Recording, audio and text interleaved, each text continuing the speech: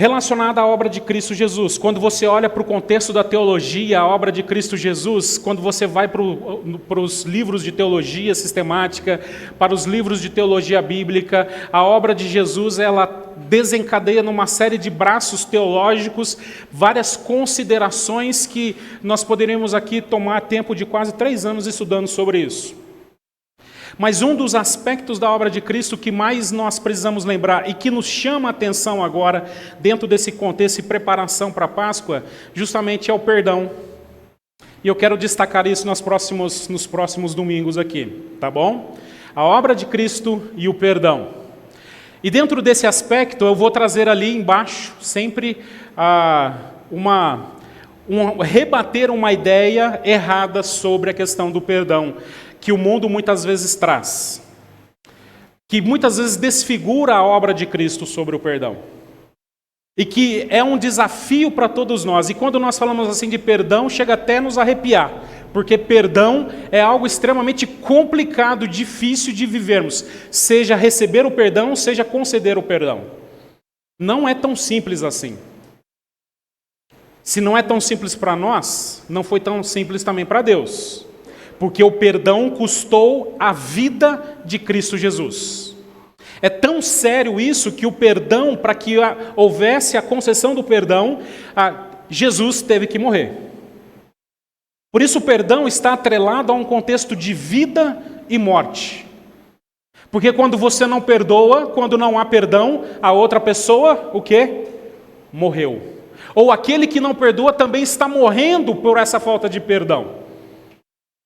Mas quando perdoa, a vida. E fomos assim abençoados por esse perdão. E um dos textos que eu quero destacar hoje, então eu quero falar um pouquinho nesse primeiro momento sobre o texto que fala sobre perdão, e depois nós vamos trabalhar essa ideia errada que muitas vezes nós temos sobre o perdão, tá bom? O texto é de 1 João, capítulo 1, versículos de 8 a 10.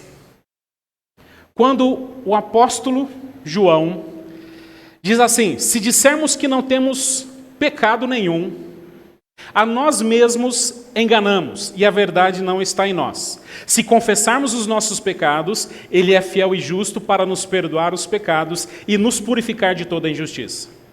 Se dissermos que cometemos pecado, fazemos dele mentiroso, e sua palavra não está em nós.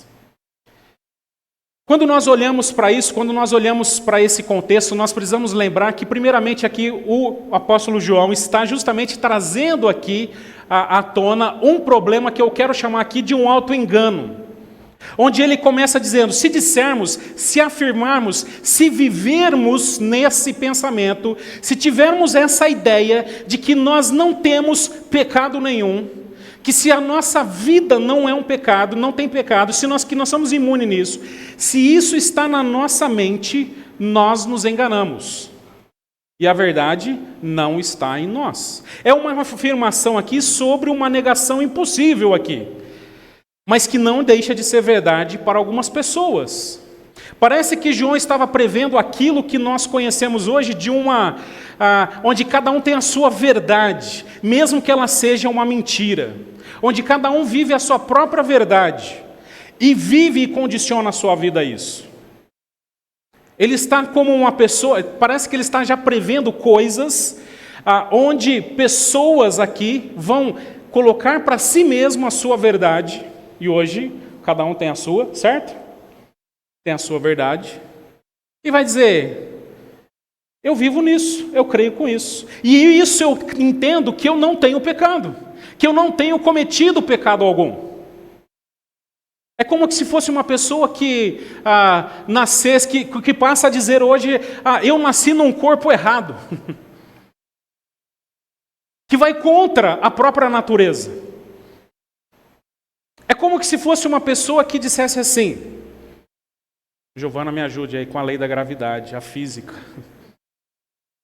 A lei da gravidade vai dizer que a Terra sempre puxa a gente para baixo, certo? Mais ou menos isso.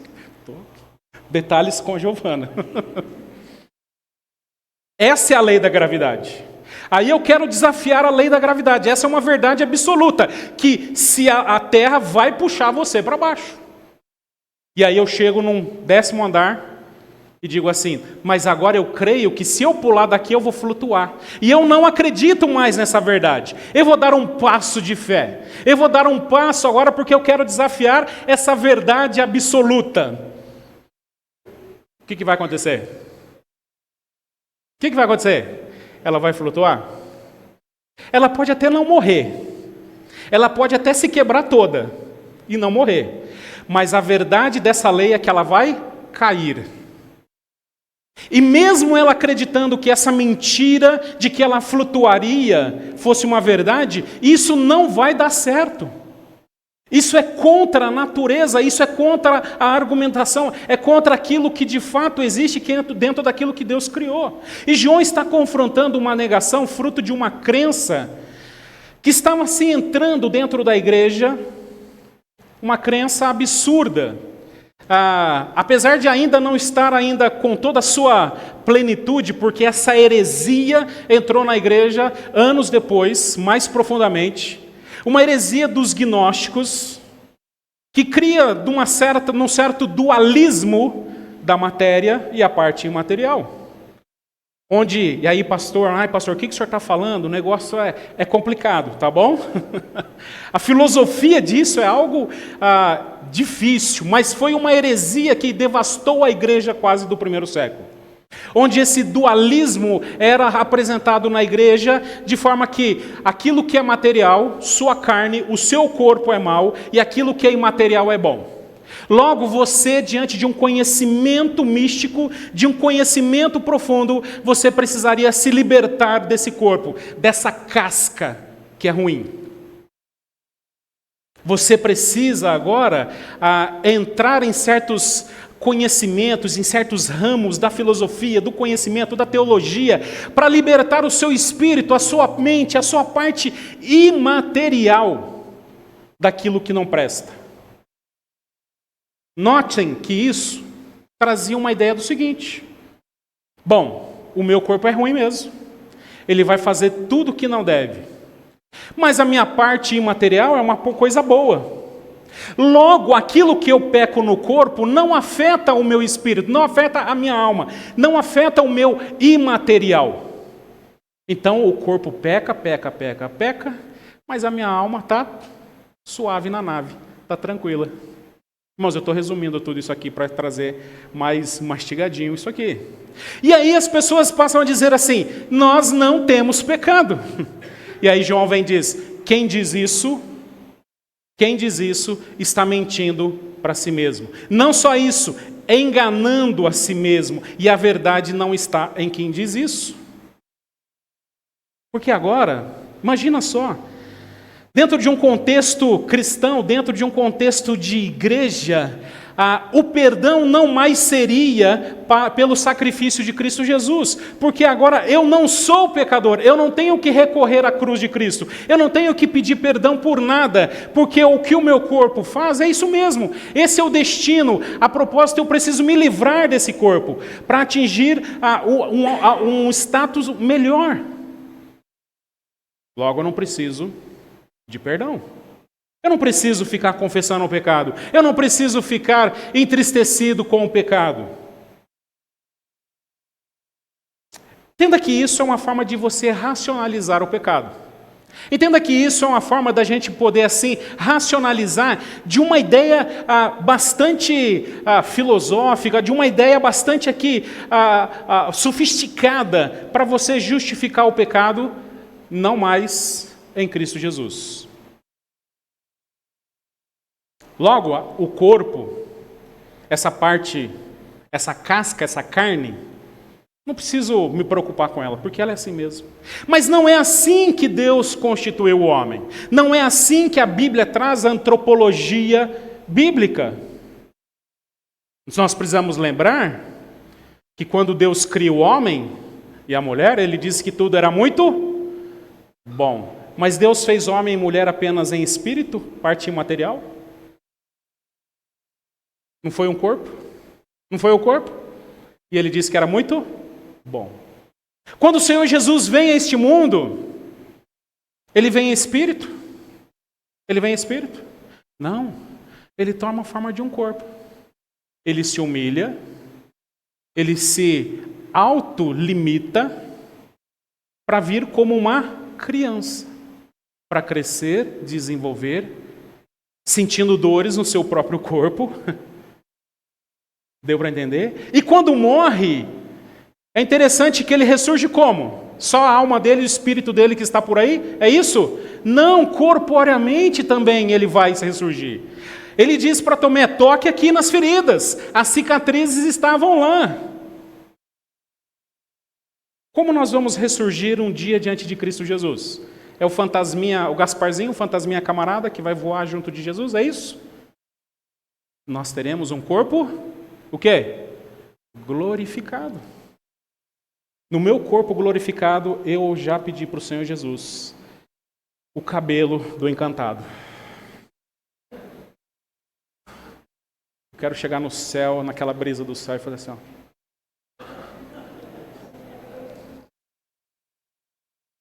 Certo? As carequinhas aí entendem o que eu quero dizer. Eu tenho inveja dessa galera. Em câmera lenta ainda, quando eu chegar, vai querer aquela imagem de câmera lenta. Irmãos, nós precisamos lembrar que a Bíblia, ela tem essa visão única da gente, inteira da gente. Nós não podemos desassociar a nossa parte imaterial do nosso corpo. Lembrando que aquilo que nós muitas vezes pecamos, nem o nosso corpo peca, mas a nossa mente, a nossa parte imaterial já está pecando. Por exemplo, você sente ódio de uma pessoa, às vezes você não faz nada, você não puxou uma faca, você não xingou, você não gritou, mas na sua parte material você está odiando, na sua alma, no seu coração. Você já pecou. Sem bater, sem agredir, você não mordeu, você não deu um tiro. Por isso essa desassociação aquilo que Deus fez é algo, por mais que seja sofisticado, bonito, para satisfazer aqueles que exigem aqui uma compreensão iluminada e sofisticada da obra de Cristo Jesus, não está de acordo com as Escrituras.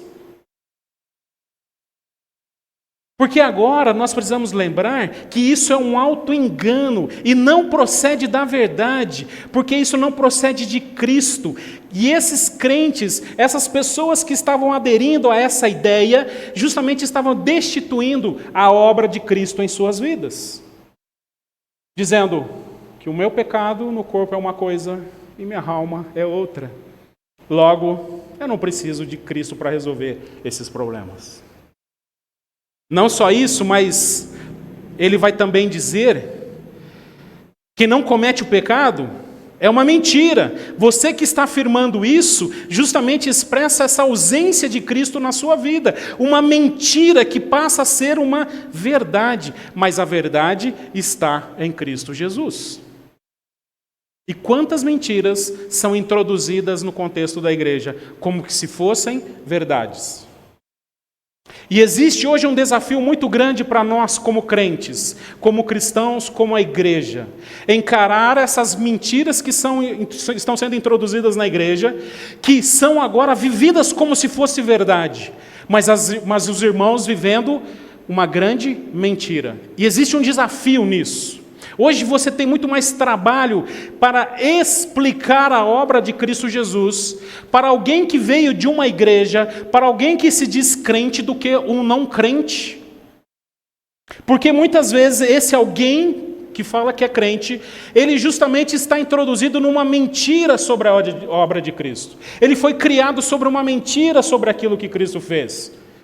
E para você convencê-lo agora de que isso era uma mentira, é algo desafiador. É obra do Espírito Santo. Por isso, não minta para você mesmo. Porque ele vai começar a dizer, porque ele vai dizer também que isso é uma vida inteira de mentira. Se dissermos que não cometemos, lá no finalzinho do texto, depois eu vou entrar no meio do texto ali, se dissermos que não cometemos pecado, não só vivemos uma vida de mentira, mas fazemos de Jesus mentiroso, e sua palavra não está em nós. É interessante porque na primeira parte, essas pessoas estavam dizendo assim, praticamente que não tinha essa natureza pecaminosa, não tinha essa concepção no seu coração natural do pecado. Mas agora essas pessoas vão além, elas vão dizer que agora nem cometer pecado cometem. Nem cometer pecado cometem. E isso é uma vida de mentira. E uma vida de mentira, ela é uma vida miserável. E aqui, irmãos, mentira não é apenas uma questão de caráter. A pessoa às vezes não mente só porque ela é mau caráter.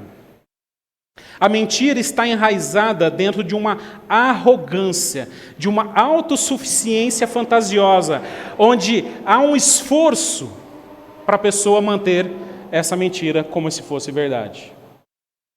A mentira tem fruto no orgulho, a mentira tem fruto na arrogância, na superioridade, na racionalização das coisas. Deu para entender aqui? Não é aquela coisa, não é aquela a mentirinha, não, mas é aquela pessoa que vive nesse contexto, mentindo inclusive para ela mesma. Vou dar um exemplo aqui, bem para a gente até descontrair, certo? Você vai lá no shopping, pega uma calça, compra a calça, aí você fala assim, olha a calça, essa me serve. Aí, sua esposa geralmente não vai servir. Tá me chamando de gordo? Você já pensa, né? Você não fala, mas claro, você não quer brigar com a esposa. Mas vai servir. Aí você chega lá na calça, você chega e veste a calça, aí você bota a calça.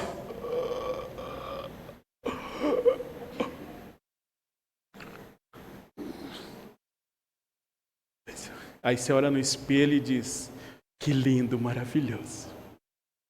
Não consigo nem respirar. E aí, olha, serviu.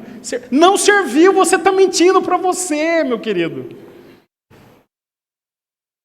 Não está. Se você respirar, fazer assim, o botão vai, pum, dar na cabeça de alguém. João exorta esse tipo de coisa. João exorta essa questão onde agora nós não só vamos viver esse tipo de coisa, nos convencendo, passando a viver de uma forma onde nós precisamos nos convencer das coisas, de que essa mentira é uma verdade. Você já viu o diabético? Já viu o diabético? O diabético nunca come doce.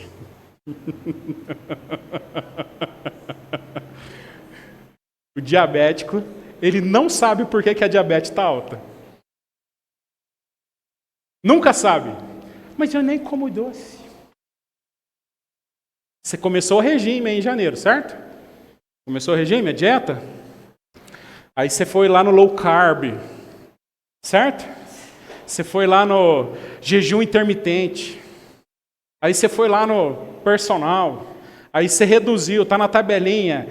Um brócolis, uma folhinha de brócolis, uma folha de alface, um peito de frango seco. Aí você vai e começa. Mas aí você está em casa lá, aquele silêncio, aí você chegou em casa cansado, começou a assistir Netflix, e a barriga já começa assim. Ó. E a esposa dormiu, os filhos dormiu, não sei o quê. Você fala assim, mas é só um... Deixa eu só bater um pratão aqui na madrugada. Aí você fala assim, não, mas eu estou fazendo o quê? Estou fazendo o quê? Mas você está se sabotando, mentindo para você mesmo. Deu para entender? Essa vida de mentira é uma vida miserável, é uma vida arrogante, de autossuficiência. É aqui que João vai justamente olhar para essa situação e nós precisamos lembrar, você não está mentindo apenas para si, mas está fazendo de Cristo mentiroso para a sua vida. Esse que é o dono de toda a verdade, porque a verdade não estão nessas mentiras sobre Cristo Jesus. A verdade não estão sobre essas teologias esdrúxulas, por mais sofisticadas que sejam, sobre o perdão de Deus. A verdade sobre o perdão de Deus é que Deus amou o mundo e enviou seu Filho para morrer em nosso lugar. Essa é a verdade. Porque agora o perdão nesse mesmo bloco de versículos, João vai apresentar aqui uma verdade absoluta sobre isso. Ele vai dizer, se confessarmos os nossos pecados, Ele é fiel e justo para nos perdoar os pecados e nos purificar de toda a injustiça. Ele vai dizer assim, para de viver nessa mentira, para de falar que você não está vivendo em pecado, para de você falar que não tem pecado, para de você escorar essa crença em falsas filosofias, porque a verdade está aqui, que se você confessar o seu pecado, Jesus é fiel e justo para nos perdoar e nos purificar de todo o pecado. Se desprenda do orgulho, se desprenda dessa arrogância e confesse, entenda isso aqui. Mas, irmãos, confessar as coisas não é tão simples, concordam? Nem para a gente. Eu não quero confessar para mim mesmo que eu fracassei, que eu fiz uma bobagem. Eu não quero reconhecer isso. Mas quando a gente confessa, e aqui entenda que esse confessar, e a gente às vezes, pessoas até confessam os seus erros, porque foram pegas. Não tem jeito, né? Agora pegou, vai ter que confessar. Não tem como ser mais mentir. Mas entendo que a confissão aqui não é esse tipo de confissão. A confissão que o Senhor, que João está descrevendo aqui, que traz esse perdão, é um reconhecimento da amplitude, da profundidade, da gravidade e verdade do qual o pecado traz em nossas vidas. Uma confissão agora de erros é um processo de humilhação pessoal, ao qual não queremos passar. A confissão de pecado passa por um processo de tirar os fatores, inclusive, que muitas vezes me levaram ao pecado, e olhar para mim mesmo e responder, eu sou o culpado. Foi eu que fiz isso. A confissão passa por essa capacidade de reconhecer o potencial para o mal que cada um de nós temos. E nós temos um potencial devastador e destruidor de pecado. Não subestime a sua capacidade, a profundidade para o mal o qual você tem. Eu tenho. Você tem. E não é de se estranhar que muitas vezes nós nos pegamos pensando, assustamos quando, meu Deus, eu falei isso. Meu Deus, eu agi assim. Meu Deus, eu fiquei tão irado. Meu Deus, eu cheguei a pensar nisso. Não se surpreenda, porque cada um de nós temos esse potencial. E eu entendo que pela graça de Deus, por Cristo Jesus, que parece ser essa trava de segurança em nossas vidas, é que nos impede de muitas vezes extravasar de extravasar todo esse potencial que nós temos. Você já viu aquela pessoa boazinha, sabe aquela pessoa que você nem imaginava? Sabe aquela pessoa? Nossa, mas nem imaginava. Fez isso, fez aquilo, pisou na bola nisso. Nossa, mas eu nem... se aquele pastor... eu achava que nem pastor pecava. Eu achava que pastor não pecava. Você acredita? E tem pastor que diz, nós não temos pecado. Tem pastor que acha vivendo assim, que não comete pecado. Porque ele é mais pastor que crente. Não subestime isso. Não subestime a possibilidade, não subestime a profundidade, não trate isso como a sua condição de você pecar. A ação por isso que, quando nós entendemos a profundidade disso, o potencial devastador disso, nós reconhecemos que o único capaz de perdoar as nossas ofensas é Cristo Jesus. Quando nós reconhecemos que o nosso pecado é tão grande, precisa de um Deus tão grande para lidar com o nosso pecado. Não é você, não sou eu. O meu pecado é imenso, porque o pecado não só agora ofendeu os outros, trouxe prejuízo para mim, mas há uma consequência do pecado também sobre o qual nós ofendemos. Ofender a Linda, ofender os meus filhos, ofender os meus irmãos, é grave. Mas ofender a Deus é mais grave ainda. Por isso o pecado não é só aquilo que eu faço, mas também está direcionado àquele que eu ofendo. E todo pecado ofende quem? Deus. Por isso ele se torna grandioso. Ele se torna terrivelmente grandioso. Por isso ele precisa de um grande Deus, de um Deus grandioso para lidar com o nosso pecado. Entramos nos conflitos internos de culpas, de ressentimento, de sentimentos degradantes sobre nós mesmos quando essa grandeza do pecado toma conta da nossa mente. Quando eu olho para a minha vida, quando eu olho para as Escrituras e digo, Senhor, quão pecador eu sou. Eu lembro da história de Davi, quando foi exortado por Natã. Natã chega e diz, conta a historinha lá, lembra da história? Conta a historinha de um pastor que foi lá um rei, que roubou o seu gado e por aí vai. E ele diz, olha, você, Davi, foi esse, porque você roubou uma mulher que não era sua. É interessante que Davi entende a profundidade da sua culpa, do seu pecado, e ele se prostra diante de Deus. Ele se arrepende diante de Deus, ele confessa o pecado diante de Deus. Ele não sai dizendo, olha, mas ela também estava lá no terraço, né, dando bobeira. Fazer o quê? A carne é fraca, né? Eu sou homem. Ele fala isso? Não. Ele entende a profundidade disso. Ele entende a realidade brutal do pecado que agora o afasta de Deus. Ele entende essa realidade que traz sofrimento na sua vida. Ele entende agora que aquilo que ele estava vivendo, a culpa, o ressentimento, os sentimentos degradantes que ele tinha, a tentativa, inclusive, as maquinações para o assassinato que ele fez, inclusive, tudo isso era fruto dessa grandeza, dessa realidade brutal do pecado. E essa realidade não pode ser lidada por nós. O perdão de Cristo nos tira de situações desesperadoras e tenebrosas. Por isso eu quero aqui, caminhando para o encerramento dessa mensagem, trazer para os irmãos algumas aplicações sobre o perdão. Mas a gente vai falar só sobre uma hoje, porque o tempo já tem ido embora, tá bom? Para que você tome cuidado com as mentiras sobre o perdão que têm sido trazidas como verdade. Muitas vezes você entende e você vai ser ensinado que o perdão é condicional. Condicional, onde depende do outro para que eu possa perdoar. Nós vamos falar sobre isso. Isso é uma mentira.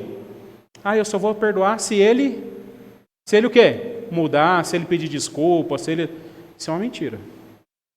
Outra mentira é que o perdão é de tratar o perdão como sentimento. Eu não sinto vontade de perdoar ainda. Eu nunca vou sentir vontade de perdoar ninguém. Eu vou sentir vontade de Deus fazer justiça. E se Ele permitir, eu faço justiça com as próprias mãos. Por isso o perdão não é um sentimento. Nós não vamos ver isso hoje. Mas isso é uma mentira que muitas vezes é implantada no coração das pessoas. Muitas vezes vão achar que o perdão é esquecimento. Se você não esqueceu, você não... Mentira. Não é verdade. Deus esquece de alguma coisa? Mas Deus perdoa? Aguarde para as próximas mensagens. Mas hoje nós vamos trazer aqui, eu quero trazer algumas aplicações rapidinho aqui para os irmãos sobre esse último ponto, o perdão próprio. E eu vi esse esboço essa semana num livro que eu estava estudando para a mensagem, muito interessante, porque o autor trazia do auto perdão o auto engano do auto perdão, que é fruto de falta de fé, ingratidão, arrogância, rejeição da obra de Jesus, insuficiente e idólatra. É aquela ideia muito comum que se utiliza assim: você precisa se perdoar. Isso é uma mentira. Nunca é apresentado nas Escrituras a necessidade da internalização do próprio perdão para você se sentir perdoado. Eu já li a Bíblia várias vezes, de cabo a rabo. Não existe nenhum versículo que diz: William, você precisa se perdoar. Mas essa é uma mentira trazida como verdade e que muitos têm vivido para se sentir perdoados por Deus. A propósito, quando você se auto-perdoa, você não está sendo perdoado por Deus, você está sendo perdoado por si mesmo. E se eu perdoo a mim mesmo, para que eu preciso de Jesus? Por isso ela é uma mentira apresentada em muitos livros, púlpitos, muitas vezes pregações, como que se fosse uma verdade, que descaracteriza aqui justamente a obra de Cristo Jesus. Porque não há respaldo bíblico, não há agora nenhuma orientação bíblica para você se perdoar. Poxa, eu fiquei irado hoje. Então eu preciso me perdoar. Fica tranquilo, William, se perdoa, você está perdoado, você é o cara. Afinal de contas, foi por causa do outro que você fez isso. Se perdoa. Foi por causa do Gabriel. Deixa ele, larga ele para lá. Brincando, Gabriel, não fez nada comigo não. Se perdoa, cara. Se perdoa. Aí eu saio assim. Ele está estufado. Todo arrogante, orgulhoso. Agora eu estou feliz, porque eu me perdoei. Porque agora eu me perdoei. Porque agora, olha, eu me sinto livre, leve e solto, porque eu me perdoei. Eu não me sinto mais culpa. As minhas tretas, as minhas encrencas com o Gabriel não chamam mais minha atenção, não me preocupam mais, porque eu me perdoei. Sabe como é que é isso? Arrogância. Orgulho. Porque o perdão bíblico é sempre apresentado da parte de Deus para com o ser humano, e de um ser humano para com o outro. Por isso o ser humano precisa se sentir perdoado da parte de Deus, nunca de si mesmo. Mas existe uma realidade que nós, eu e você, muitas vezes lidamos todos os dias, de não sentirmos esse perdão de Deus em nossas vidas. Muitas vezes nós não sentimos que, mesmo orando, pedindo perdão para Deus, eu não sinto isso no meu coração. E eu continuo, às vezes, lutando com isso. E aí é nesse momento que eu corro para as heresias, para uma mentira como se fosse verdade. E digo, então eu preciso me perdoar. Não faça isso. Muitas vezes nós sentimos assim, porque existe uma indisposição ou uma inabilidade de entender o tamanho da sua ofensa perante Deus. Sabe por que eu e você, sabe por que eu não me sinto perdoado por Deus muitas vezes? Apesar dele ter me perdoado. Porque na minha incredulidade, no meu orgulho, eu sou impedido de perceber a gravidade do meu pecado. Que eu não ofendi apenas o Gabriel, mas eu ofendi a Deus. Aquele irmão morreu para mim. Ele chega na igreja, eu não olho mais na cara dele. E esse rancor é carregado para o resto da minha vida. Isso é grave? É grave? Não é se enganando dizendo, se perdoa, você fez a sua parte, agora segue a vida. Não. É você entendendo, esse sentimento está errado. Eu fiz algo que profundamente magoou o Senhor, que ofendeu a santidade do Senhor. Isso é grave. Entenda isso, porque a gravidade do nosso pecado é do tamanho de Deus. Por isso só Deus pode lidar com o perdão em nossas vidas. Se é do tamanho de Deus, eu não posso supor que eu posso exercer uma obra que é única e exclusivamente de Deus. Não posso ser arrogante de assumir uma obra que vem de Deus. Lembra da musiquinha? É meu, somente meu, todo trabalho. E o meu trabalho é descansar em ti. Lembra da música?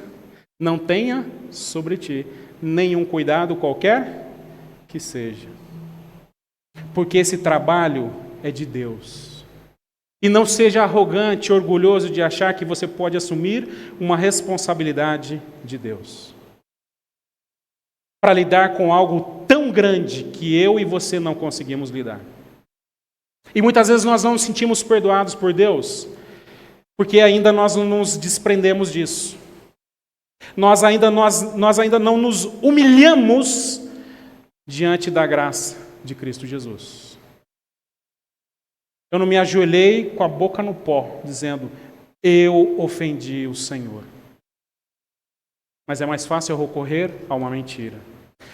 Talvez você não se sinta perdoado por Deus porque existe uma indisposição de se desprender do orgulho. Interessante, dessa autossuficiência, do perdão gracioso de Cristo Jesus, dessa empreitada que muitas vezes queremos lidar, sendo que Jesus não mandou nós lidarmos com isso. Isso é arrogância da nossa parte de tratar o nosso pecado como, inclusive, como o mundo trata, como uma doença, como um equívoco, como algo que é a partir dos outros. É impressionante como pessoas se orgulham do seu pecado.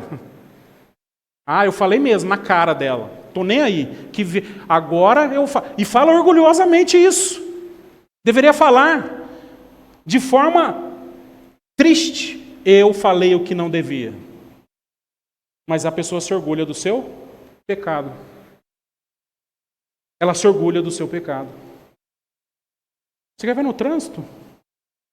Estão brigando no trânsito. E o cara faz o quê? Ele vai lá fechar mesmo e vai se orgulhar, tá vendo? Agora bate mesmo, não estou nem aí. Se orgulha disso tudo. Se acha o máximo. Não só isso, mas agora no seu orgulho vai agora tratar o seu pecado como uma doença, como algo que é dos outros e assim por diante. Outro dia eu ouvi duas mães conversando assim. Porque o meu filho tem um problema. Ele não para na escola. Ele já foi diagnosticado com TDAH. Aí outra, não, mas o meu filho foi diagnosticado com TDAH, mas não sei o quê. Imagina, mas o meu toma um remédio tal, mas o meu... Aqui eu não estou discutindo o problema das crianças. Mas muitas vezes a malcriação, ele não para, é tratado como doença. A desobediência é tratado como doença. E que de fato não é. Simplesmente uma palavra mais dura. Ei, senta. Senta aí, porque a hora que chegar em casa... Quantas vezes na igreja? Isabela, João Pedro, a hora que chegar em casa. A Isabela, tadinha, uma vez aconteceu isso na igreja, ela esqueceu, eu esqueci. Dormindo já, ela falou, pai, você não vai me disciplinar? Purinha, né? Não tinha nem clima mais para disciplinar. Eu tinha até esquecido, não tinha mais, eu não estava nem bravo mais. Está vendo como é difícil ser pai? Por isso não trate isso. A incapacidade de lidar com desapontamento também. Olha, eu joguei uma oportunidade fora, tomei decisões erradas pela ganância, pelo egoísmo, eu fui precipitado, perdi o dinheiro, e agora? O que eu vou fazer? Eu preciso me perdoar por isso. Não! Você precisa pedir perdão para Deus, e agora ser restaurado por Cristo Jesus e lidar com isso. Fui demitido porque eu fui um mau profissional, chegava todo dia atrasado, não cumpria as minhas metas, não cumpria o que o patrão dizia. E aí a culpa é ainda de Deus, né? Eu entendo também que tem patrão que é o capeta no terra, né? É o demônio também. Certo? Mas eu fui demitido, perdi o dinheiro, não consigo me perdoar por isso. E agora? O que eu faço? O que você faz? Busca a Deus. Peça perdão ao Senhor. O meu desejo não se realizou. O meu sonho, olha, eu estou chegando aos 50 anos, eu queria estar nesse patamar, e agora eu vivo amargurado, eu vivo triste, porque agora eu queria estar passeando de motoca, rico, com uma mansão, com grana, e aí eu queria estar vivendo na crista da onda, mas eu estou como pastorzinho lá da Vida Nova. Obrigado, irmãos. Que coisa, que fracassado esse pastor. Que fracassado esse pastor. Olha isso. Tá vendo? Mas aí eu vou entrar num poço de rancor, num poço de autopiedade. Tadinho de mim. Essa igreja judiou de mim. Olha o que essa igreja, olha o que esses irmãos fizeram comigo. Olha o que essa situação fez comigo. Olha o que eu vivi nessa situação. Num poço de autopiedade. Se existe uma coisa que eu tenho... Deixa eu ficar quieto. Esse negócio de autopiedade, de dó. Tadinho, que dó. Você não precisa de dó, você precisa do amor das pessoas. E tem pessoas que vivem buscando a dó das pessoas. As pessoas colocam o seu problema de forma muito mais grandiosa porque quer atenção. Tem uma dor de cabeça. Ai, meu Deus, eu estou com tumor no cérebro. Ai, Jesus, e quer atenção, e quer que chama, e quer que as pessoas ali numa autopiedade. Ai, porque minha vida, ai, porque minha vida. Irmãos, a vida de todos nós é difícil aqui. Claro que não do Jones. Tirando o Luiz também. Eu vou deixar o Luiz de fora porque já pegaram no pé dele de manhã. Essa autopiedade. Aí o que você faz? Fica rancoroso e você vai... Ai, eu preciso me perdoar. Tadinho, que fofinho. Bonitinho, lindinho. Rapaz, desapontamento é ferramenta de Deus para trabalhar na nossa vida. E Deus vai nos desapontar para nos tornarmos mais parecidos com Ele. Jesus está na cruz sofrendo e diz: Senhor, se for possível, passa de mim esse cálice. Qual foi a resposta? Silêncio. Silêncio. Mas a partir daquele momento, Jesus se torna o quê? Vitorioso. Jesus não ficou lá, tadinho de mim, coitado de mim, olha, esse povo ingrato, estou morrendo por eles e ainda faz... Ficou lá com esse rancor? Não, Senhor, eles não sabem o que fazem, tem piedade deles, perdoa-os. Essa é a maturidade. Estabeleça, você talvez não se sinta perdoado porque você estabeleceu um senso próprio de justiça. Eu vivo à altura da expectativa que os outros esperam de mim. Logo, eu não consigo me perdoar. Criei uma imagem, padrões de desempenho que eu nunca vou alcançar e que nem Jesus mandou estabelecer. Jamais você vai alcançar. Tenha humildade. Por isso, irmãos, cuidado. Cuidado com aquilo que rouba aquilo que só pertence a Deus. Nessa semana que estamos começando, lembre-se que você não pode roubar a glória de Deus e seu perdão. Se destitua dessa mentira que é tratada como verdade e que muitas vezes está impregnada na nossa mente e no nosso coração. Tudo isso que obscurece a obra de Cristo Jesus. Porque a paz interior não se apoia na nossa capacidade de nos perdoar. Mas na nossa capacidade de nos perdoar, mas sim na promessa de redenção e no amor incondicional que Deus nos oferece. Que diante das suas crises, de seus sofrimentos, dos seus remorsos, das suas dores, que muitas vezes virão essa semana, lembre-se, você já foi perdoado por Cristo Jesus. Isso não te determina mais. Vamos louvar o Senhor.